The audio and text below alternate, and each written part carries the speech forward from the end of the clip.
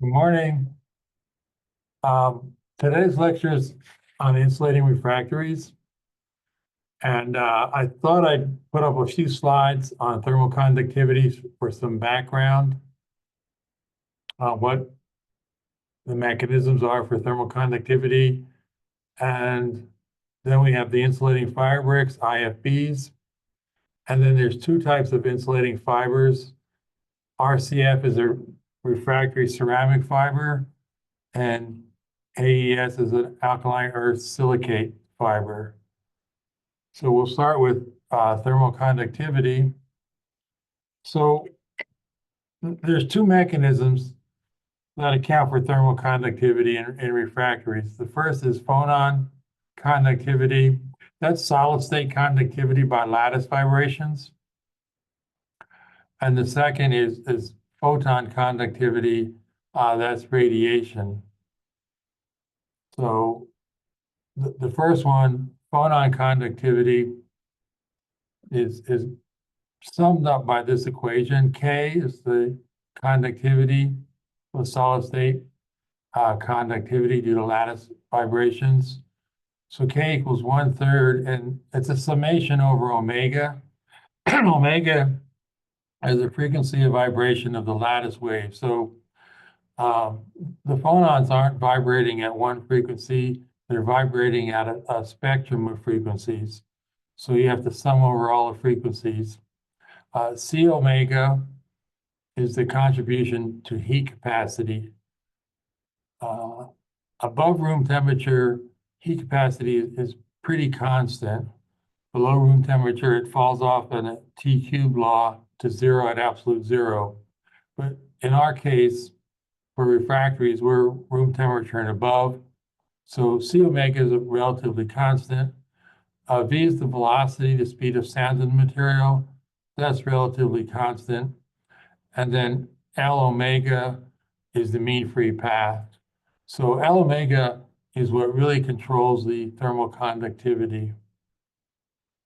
So solid state conductivity is important over the whole temperature range, from room temperature to high temperature. So it's important at low temperatures, intermediate temperatures, and high temperatures. So I just mentioned the phonon conductivity is controlled by the phonon mean free path, L omega. So what limits the mean free path? What's the scattering processes that control the mean free path? Phonon-phonon interactions. So at low temperatures and at intermediate temperatures, phonons can interact and scatter. So in that temperature range, the conductivity tends to be proportional to 1 over the temperature. So for a dense refractory, you start at room temperature, you increase the temperature, the conductivity falls off in a 1 over T relationship. And then at high temperatures, the lattice spacing, the lattice defects are going to control the scattering. So these phonon mean free paths are on the order of angstroms. So they're not very long. So at high temperatures, the lattice spacing is going to be larger than the phonon mean free path. So it'll scatter the phonons. So at high temperatures, the conductivity becomes approximately constant. So phonon interactions at low and intermediate temperatures, conductivity is then proportional to 1 over T. And then at high temperatures, the conductivity is pretty much constant. And then for radiation conductivity, photon conductivity, refractory materials are opaque, so that they don't transmit radiation, but in refractories, we have porosity. So there's radiation across the pores. So the mean free path for photon radiation, L radiation, is much larger than for phonon conductivity. So phonons are on the order of angstroms. Photon mean-free path is on the order of centimeters. So the mean-free path for radiation is greater than the pore size. So there's an effective energy transfer across the pore surfaces. So that's K effective equals 4 times sigma. That's a constant, the Stefan-Boltzmann constant. N squared, N is the refractive index. T cubed, T is temperature. Epsilon is the emissivity. And then the pore size comes in here, D sub pore. So the effective conductivity increases rapidly with temperature because of the cubed relationship with temperature. And then the pore diameter is in the numerator. So the smaller the pores, the lower the effective conductivity, the larger the pores, the increase in thermal conductivity. So if you're making an insulating refractory, you want a lot of small pores as opposed to large pores. So the small pores are more effective in decreasing the conductivity. So radiation is important in the materials that have high porosity, the insulating materials, whether they're an insulating fire brick or fiber-based material. So for the insulating fire brick, we'll go over the background, how they're made, a couple key properties, and a couple applications. So IFBs were developed in the 1930s for low thermal conductivity refractories. So you're putting in fine pores, and I just showed the equation. The finer the pores, the better the insulation. That cuts down on the radiation. So fine pores are intentionally introduced into the structure. And that's because air has very low thermal conductivity. So if you're comparing the thermal conductivity of a material like zircon, and you can make that comparison at room temperature, zircon is 1,600 times more than air. So the conductivity is 1,600 times that of air. So that's why you're introducing a great deal of porosity in terms of fine pores. So the porosity content on IFBs ranges from 50 to 85%. So it's highly porous, it's lightweight, and the bulk densities are low, maybe 0.4 to 1.6 grams per cubic centimeter. The IFBs conserve energy. They reduce lost heat through a furnace wall and stored heat in the wall. And they also allow for fast heat ups and cool downs. They basically have pretty good thermal shock resistance because of the high porosity. So there are trade-offs when you want to use an insulating fire brick. Because of the high porosity, they're going to be very weak, so they have low strength. And the high porosity does not allow you to use these materials in contact with any molten materials, molten slags, glasses, metals, because of the high porosity. So it has very poor corrosion resistance. And they're weak, so they have very little abrasion resistance. So they're low thermal conductivity, but you lose strength, corrosion resistance, and abrasion resistance. So these are usually slip casts. So the porosity is introduced by adding some type of combustible material to the refractory slip. Sawdust is common, polystyrene beads, walnut shells, some carbon source like coke or anthracite. So all these materials burn out during the firing process and leave porosity. So slip casting is the main way these are made. you do not want to press an insulating fabric because that's going to decrease the porosity. So in order to maintain high porosity, these materials are slip cast. So they're usually slip cast into large shapes because there's a great deal of shrinkage that takes place during the firing process. So you slip cast the shape, you dry it, you fire it, the combustibles burn out, and now you have a highly porous shape of some type. And because of the high shrinkage, you really can't make these to the net shape. So you have to machine this block. So after firing, these large shapes are usually cut and machined, and that gives you very precise dimensional control over the IFBs. So to make these materials, you start out with whatever composition you desire. Could be a clay, it could be a kaolin, it could be alumina, it could be any other composition we talked about.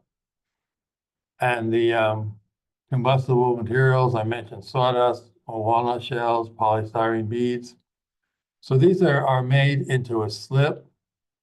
So high water content and electrolytes keep the material in suspension. And we do have a processing course in this sequence of 6 classes, which goes over slip casting.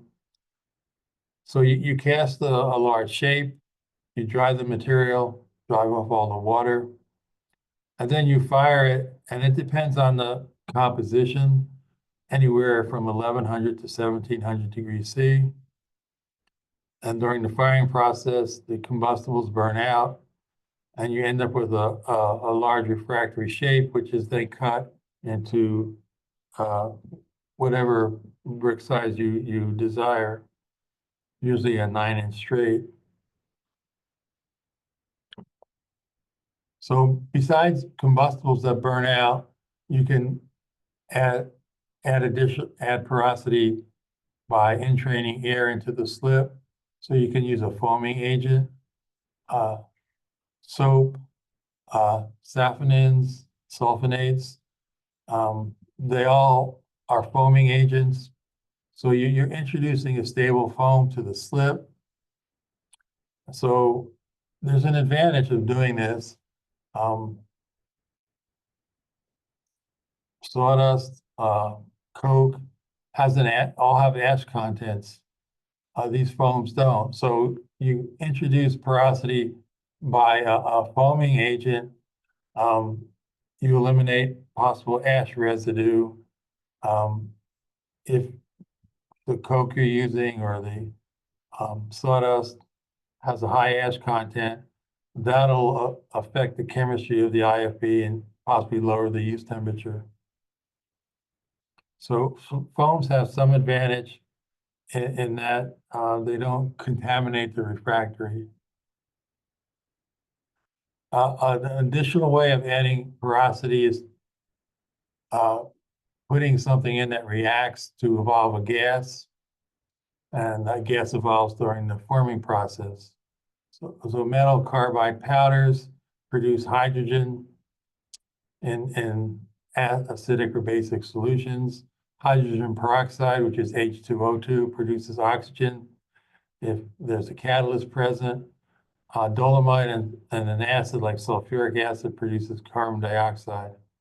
So again, introducing porosity by involving a gas prevents contamination by an ash residue.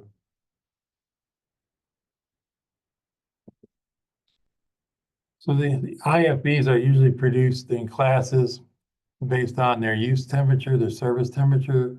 So there's a 2300F, 2600F, a 2800F, and a 3000F material. There's also some lower and higher temperatures also.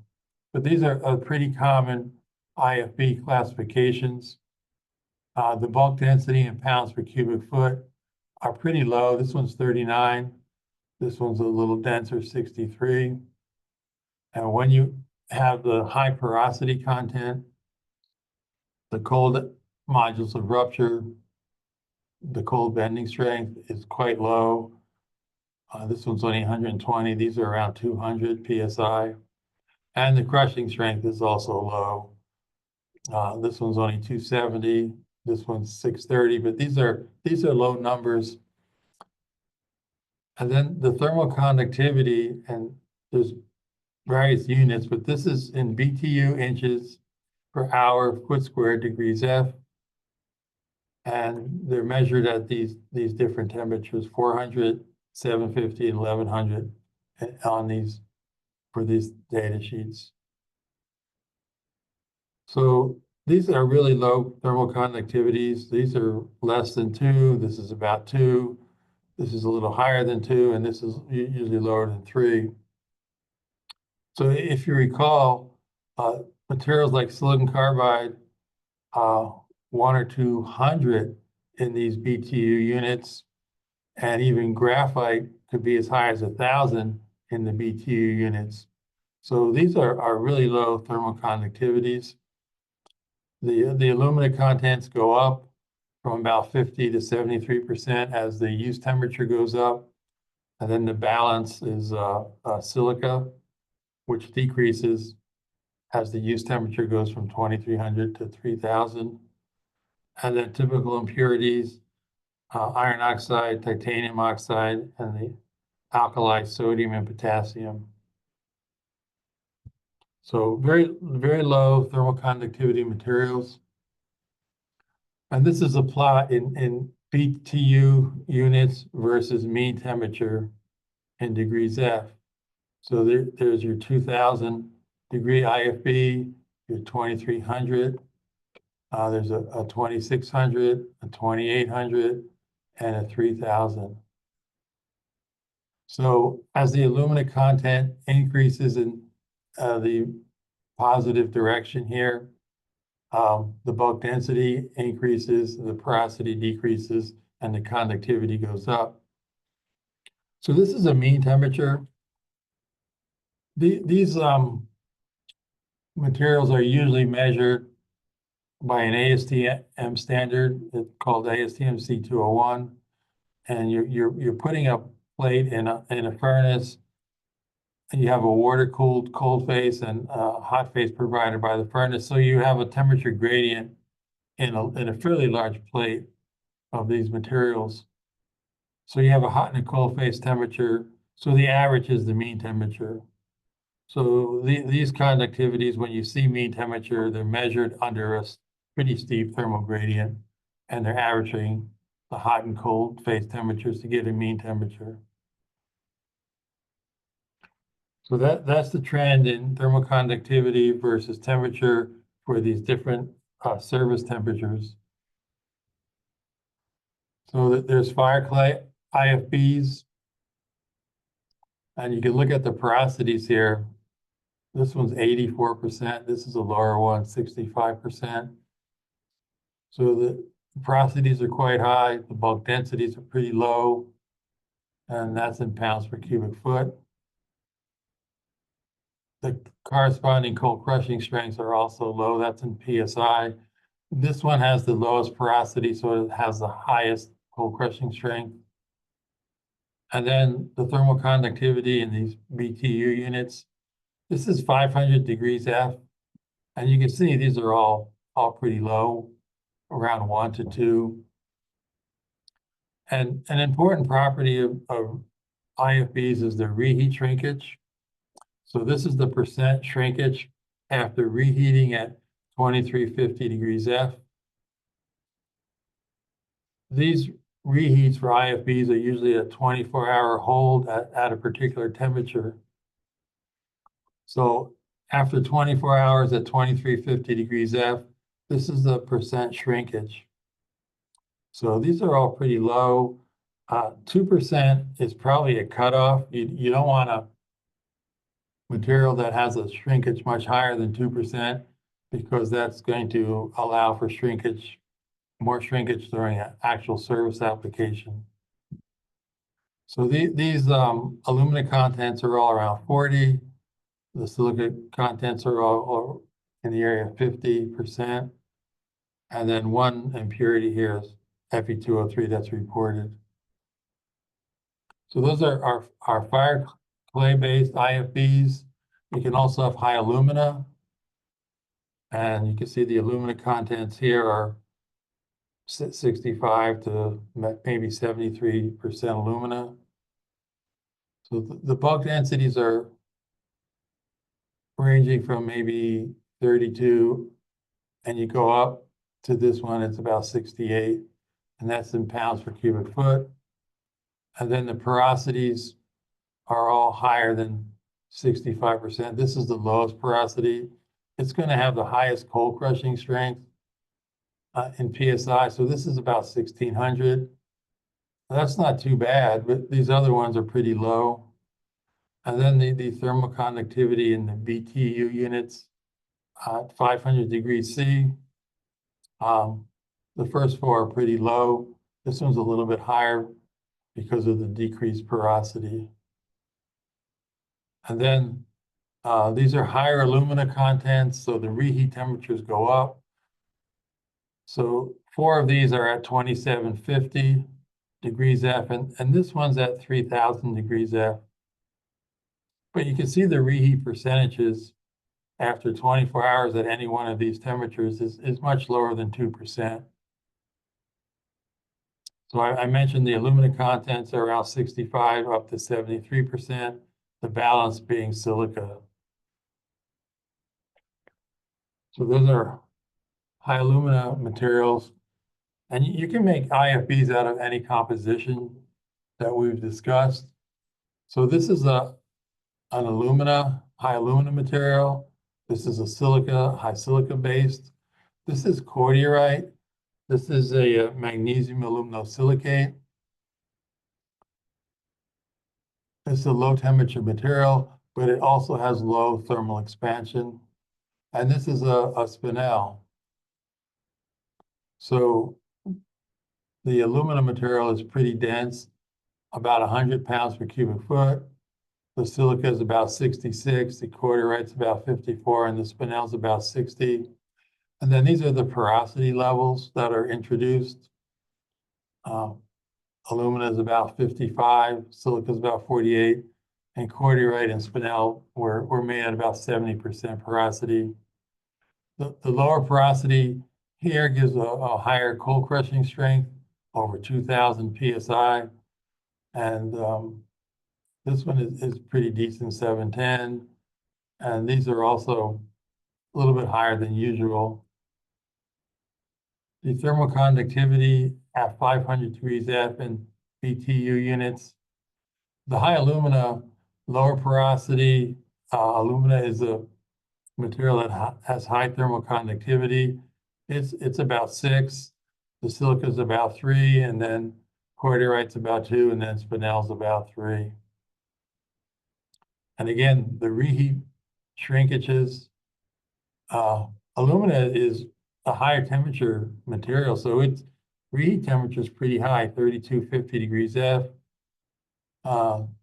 Silica is at 2750 degrees F. And then the cordierite and spinel are lower. So the aluminum material is basically all alumina. It's 99% alumina. The silica is about 95% silica. And the cordierite is a magnesium aluminosilicate. So there's some MgO, some silica, and some alumina. And then the spinel is a magnesium aluminate. So it's MgO and Al2O3.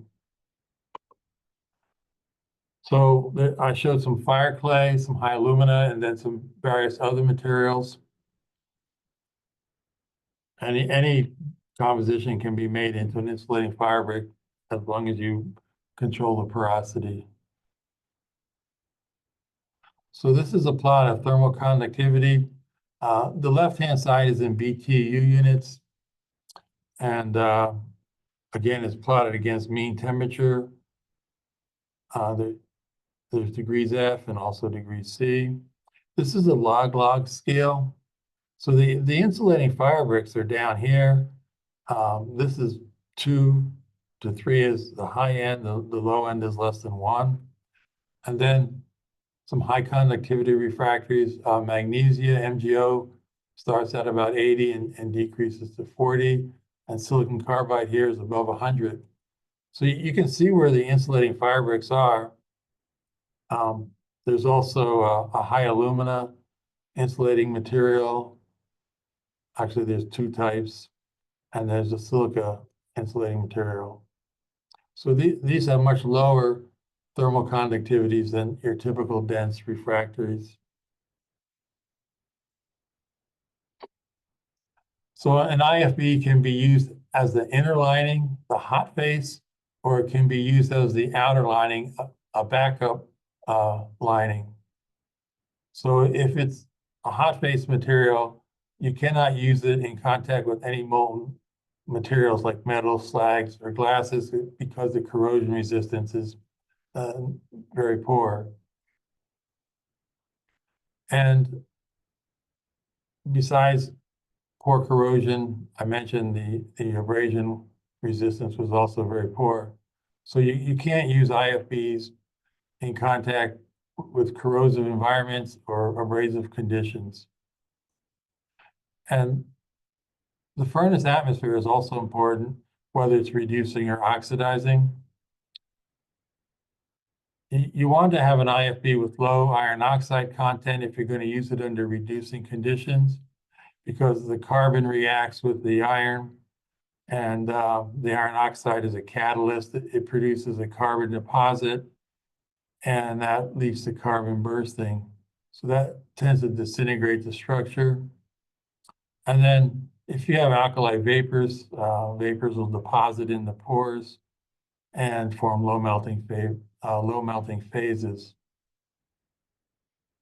So the atmosphere that you're using it in is important.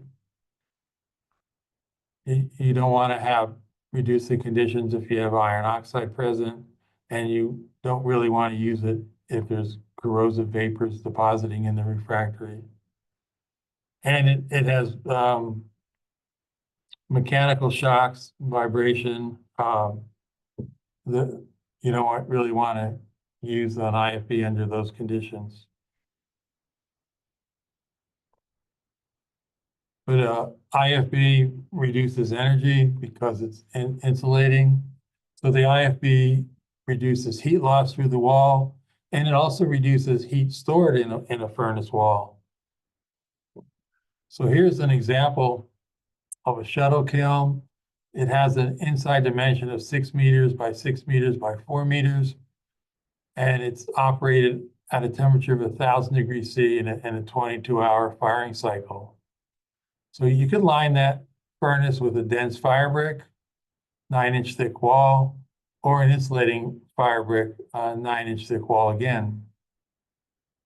So whatever the load is for heating and sintering that load, it's going to take, in this example, 20 times 10 to the 6 kilojoules. Whether it's in a dense fire brick line furnace or an insulating fire brick line furnace, it's going to be the same. The heat loss up the stack is also going to be the same, 20 times 10 to the 6. But then there's a heat loss in heating the refractory lining. So the dense fire brick is going to consume 27.6 times 10 to the 6 kilojoules just to heat the lining. But the highly porous IFB is only going to take 1.32. So there's a big difference just heating the furnace wall. Loss through the walls during the heat up. This is 8.5 times 10 to the 6, and this is only 0.48 times 10 to the 6. And then when you hit your steady state condition at 1,000 degrees C, the loss through the walls here is 8.5 times 10 to the 6, and this is only 0.65 times 10 to the 6. So if you add up the total heat consumed per cycle, this is 84.6 times 10 to the 6 kilojoules. This is about half. 4.2 times 4.2 42.45 times 10 to the 6 kilojoules. So it's about half the heat consumption. So the efficiency is the energy that goes into heating the ware divided by the total energy consumed. This one's 23% efficient. When you switch to the IFB lining, it becomes twice as efficient, 47%. So there's a big difference in energy consumption in using an IFB lining. So I mentioned this number 2%. So there's a surface temperature limit, STL. And these reheat shrinkages were 24 hours at a particular temperature, depending on the composition of the IFB. So it's desirable to be less than 2% reheat shrinkage. So if it's less than 2%, your use temperature is pretty much 200 to 300 degrees C below the reheat temperature. So this is for long-term minimizing the shrinkage. If it's less than 0.5%, you can use it 100 to about 200 degrees below the reheat temperature. So that reheat shrinkage test, the 24-hour reheat, whether it's 2% or 0.5%, that is giving you a rough guide as to what temperature you can use that at for long time applications. You can also load these materials in a creep type test. Normal loads for a dense refractory are around 25 psi during a creep test, but for IFBs, it's usually around 10 psi. It's a much lower load. So these are heated under a low load, and the amount of creep, if it's less than 2%, these are the use temperatures, 200 to 300 degrees below whatever temperature you ran the creep test at. And if it's a smaller amount of creep, only 0.5%, you can use it 100 to 200 degrees C below whatever temperature you ran the creep test at. So reheat test is important for determining the actual use temperature. Reheat tests are much more common than running a creep test. So this is what the long-term shrinkage might look like for a 2800 degrees F IFB. This is time in hours from 0 to about 250. This is shrinkage in percent from 0 to 6. And then these are our shrinkage plots versus time for different temperatures. 1480, 1510, 1540, and 1570 and degrees C. 1510 is 2750 degrees F, and then 1540 is 2800 degrees F. So a reheat shrinkage test is usually done at 50 degrees below the designated use temperature. So a 2800 F IFB, you usually run it at 2750. So that's the second curve here. And you can see at about 24 hours, there's about a 0.5% shrinkage. So 0.5% shrinkage after 24 hours at 2750. But then if you run it for a much longer time, even up to 250 hours, it's still less than 2%. But if you run it at 2800 degrees C, you're over 3%. And if you go to a higher temperature, well, that's close to 5%. So that's an example of long-term shrinkage, basically a long-term reheat test. And then this is a creep test for the same material at 2800 degree IFB.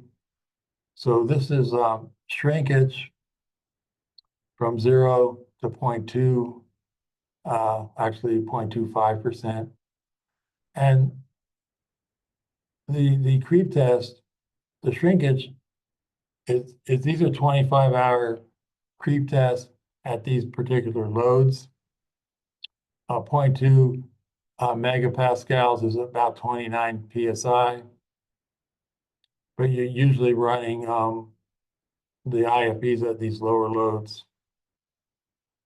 So you run a 25-hour creep test, and you take the percent shrinkage between 15 and 25 hours. Usually after about 10 or 15 hours, you get what's known as steady state creep. It levels off. So these are measured in 25 minus 15, so a 10-hour increment. So at 1150 degrees C, which is about 2100 degrees F, there's no creep. But when you get the temperatures higher than that, you can see these different creep or shrinkage curves. So the first one is 29 psi. This one's about half that, about 15, and this is about a quarter of that, about 7 or 8 psi.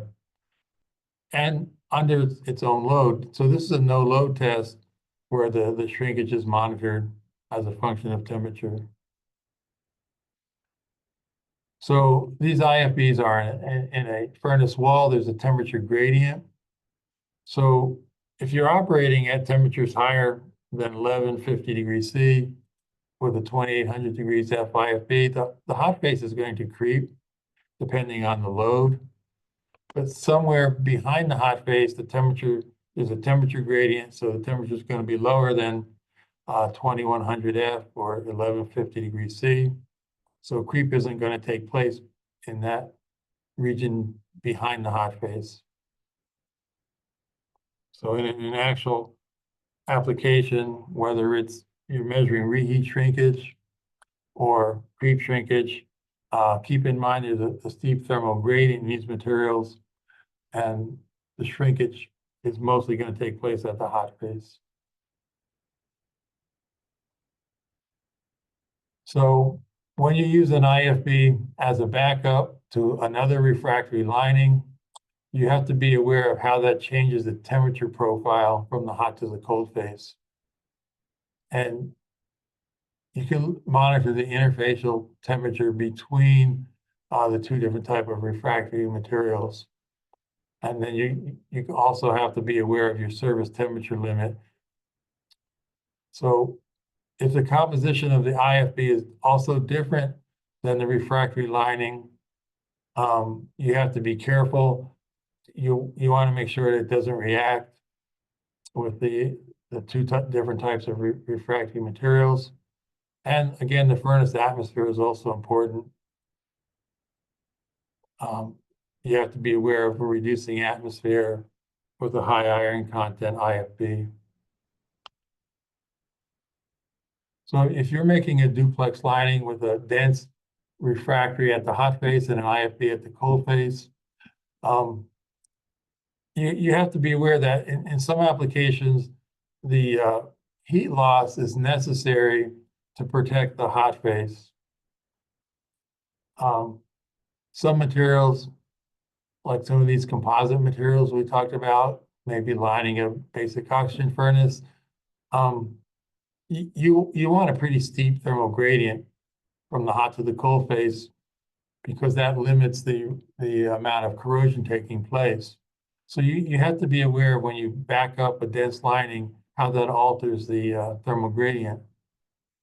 So if we have a duplex lining, TH is the hot face temperature, TI is the interface temperature between the two refractory layers, and T0 is the outside or cold phase temperature.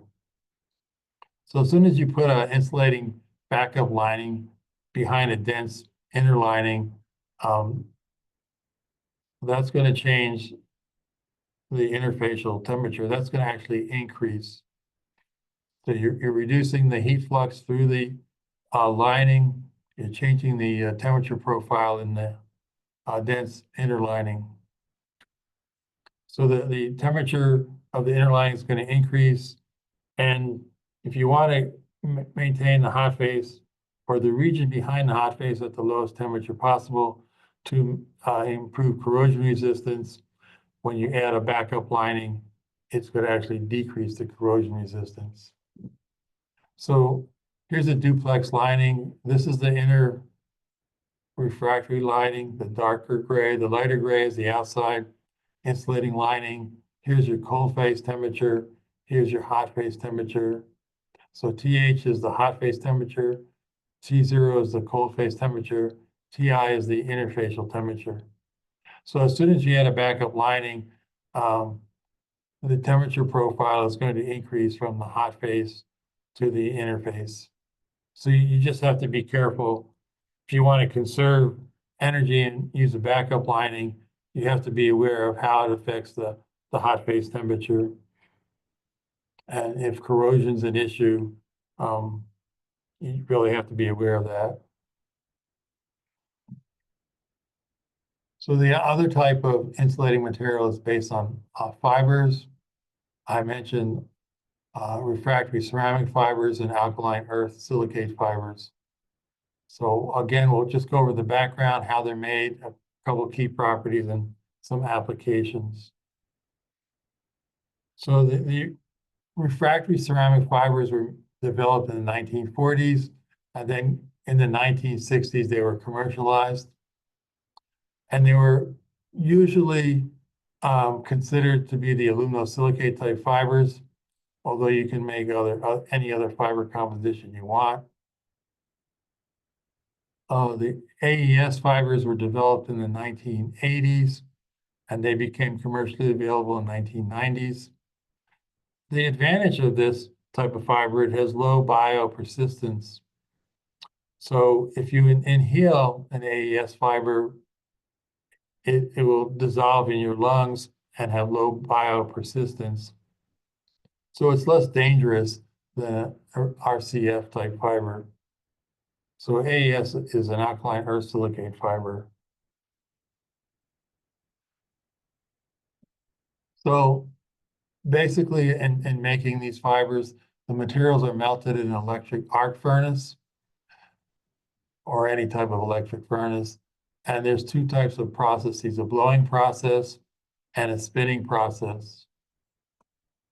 So you have this molten material, you create a fine stream of the molten material off of the furnace where you're melting the material. And then you hit it with a stream of high pressure air or high pressure stream, and that creates fibers. You can also drop it into a spinner of some type. This is a rotating disc. It'd probably be made out of platinum or platinum alloy.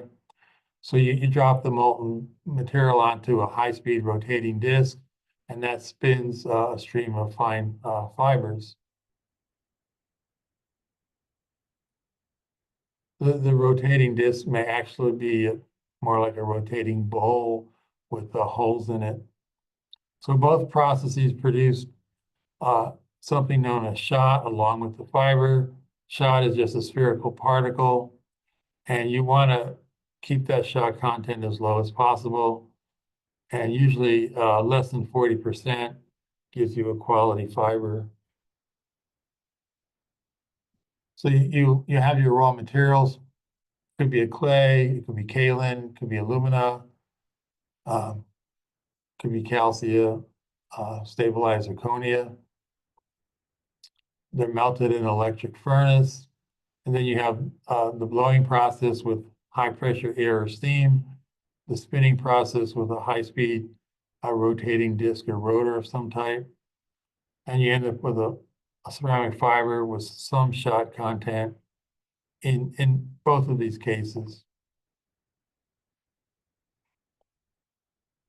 So the thermal conductivity of these fibers is controlled by the fiber diameter, the shot content, and the bulk density.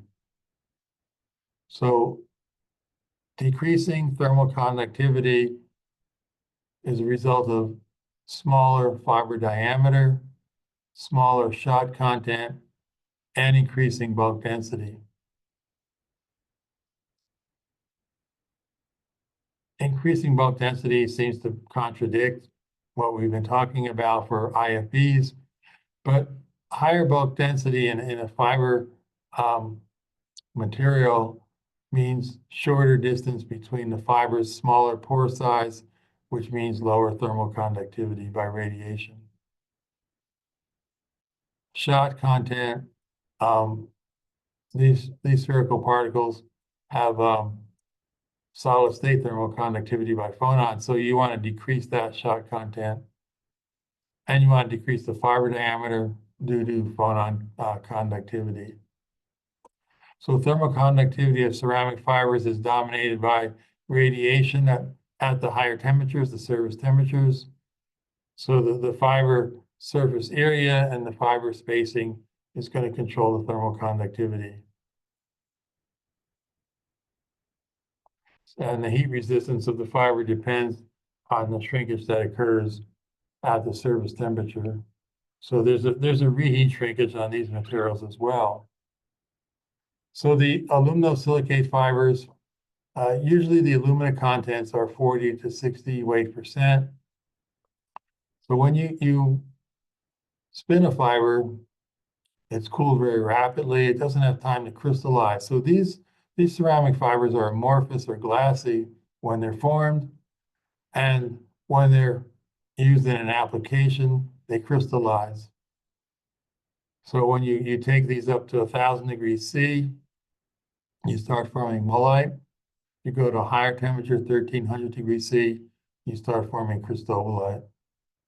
And we looked at the phase diagrams for alumina silica materials, and we saw there's cristobalite and mullite phase fields. And unfortunately, every time you crystallize a fiber, there's going to be a volume shrinkage. So they crystallize during the use temperature, during the application. So this is shrinkage going from about 0 to 14% versus hours from 0, and this goes up to 700 hours. So the first curve is for an amorphous fiber that's heated at 2,300 degrees F or 1,260 degrees C. And you can see with time, it crystallizes and the shrinkage goes up to about 13% at 700 hours. This is a higher temperature fiber. It's being held at 2,600 F or 1,430 degrees C.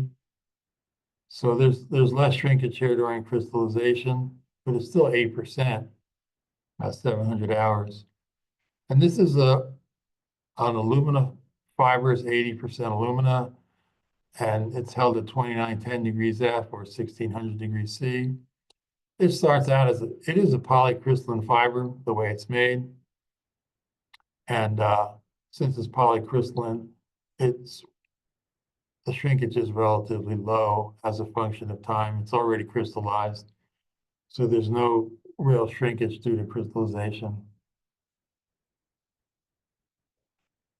So these are some fibers that are alumina silica fibers. And these are the alumina contents across the top here, from 30 to about 55% alumina. So the alumina contents correspond to these numbers up here. SiO2 is primarily the balance. There's a couple differences here. These two have some ZrO2 added. This one and this one have a little bit of Cr2O3.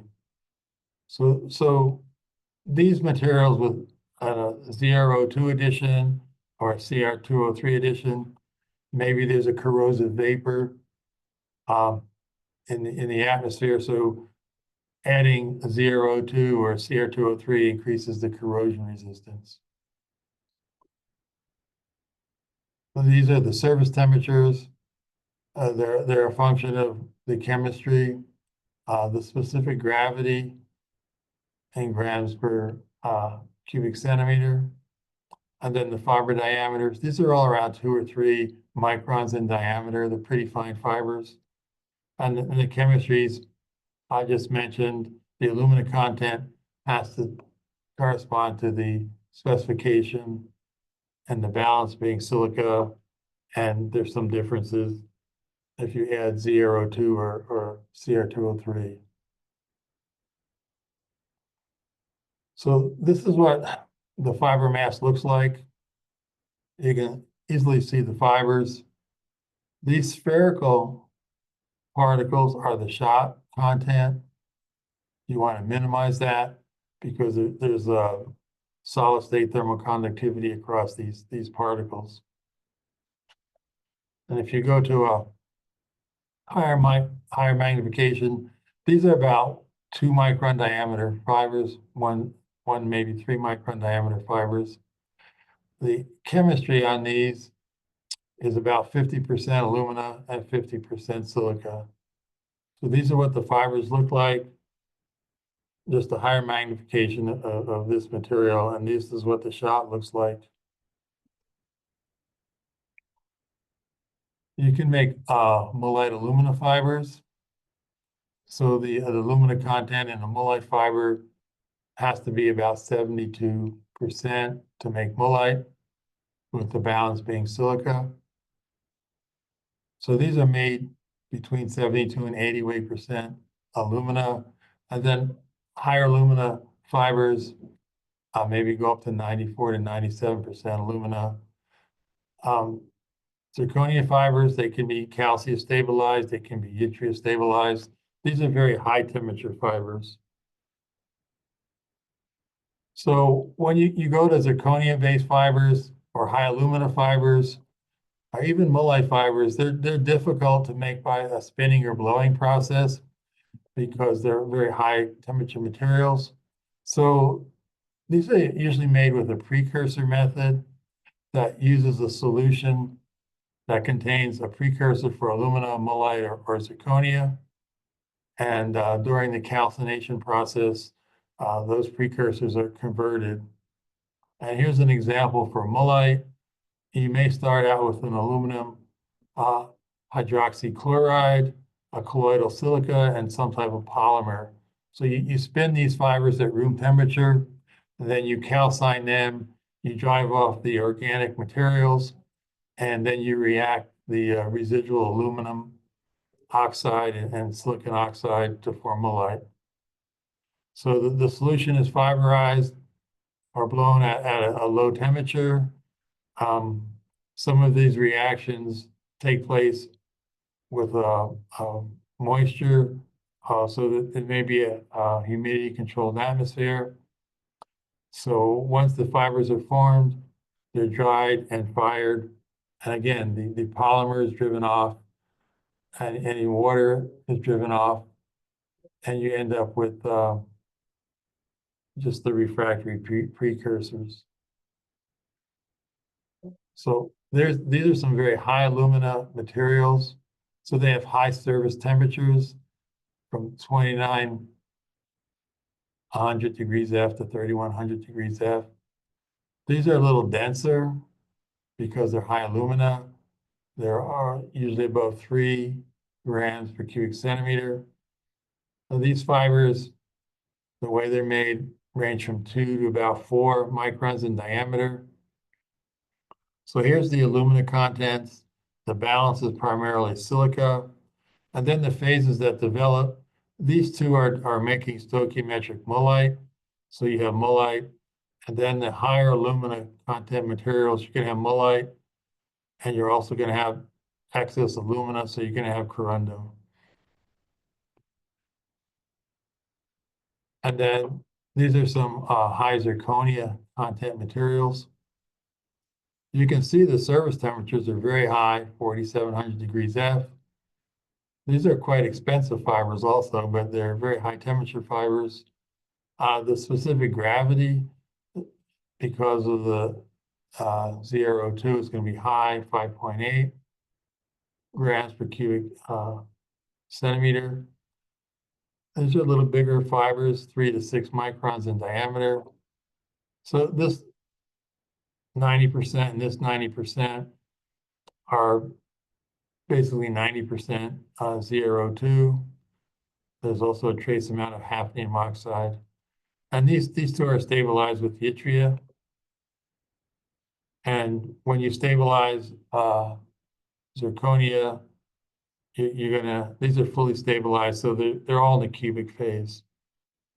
We went over the phase diagrams for these. This one's not stabilized, it's 100% ZrO2, so it's all going to be in the monoclinic phase.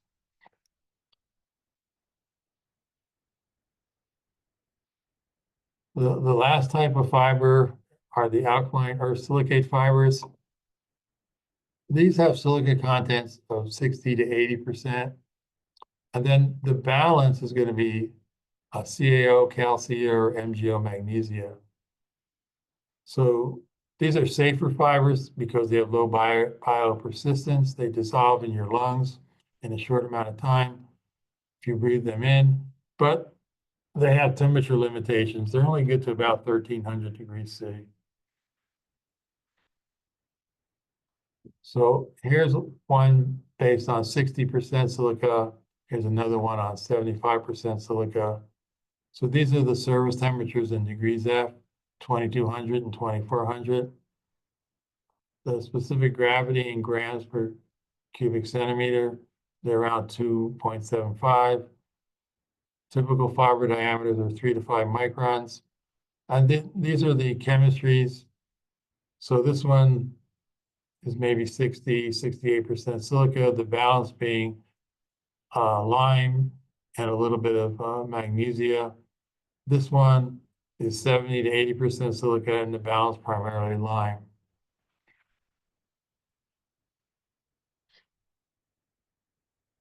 So ceramic fibers, you can make a variety of different kind of products. You can have a flexible blanket. This has no binder in it. You're weaving these fibers together to produce a blanket. It's a soft material. You can make blocks or modules out of the blanket by simply folding the blanket and cutting it to a certain size. So a folded blanket can be used as a furnace lining. I'll show a picture of this in a minute, but you're attaching the module to the furnace shell with a metal bracket, and the ceramic fiber protects the metal bracket in the shell. You can add a inorganic binder to make a rigid fiber board. And so this is a self-supporting material, and that board is also useful as a furnace lining. You can form odd shapes under a vacuum with an inorganic binder. These odd shapes will be rigid also, same as the fiber board. And you can do things with these odd shapes. You can put in electric heating elements into the shape. So you can make a cylindrical shape with heating elements, which could be a cylindrical furnace lining. You can make different textiles, ropes, bulk or loose fibers, felts, wet felts. You can add these to gunning mixes. So this is the module. So this is a fiber blanket that's folded. You can see how it's folded back and forth. There's a metal bracket on the back of this. You just attach it to the wall. These are just plastic straps that hold the module together. They'll burn out when the furnace is heated.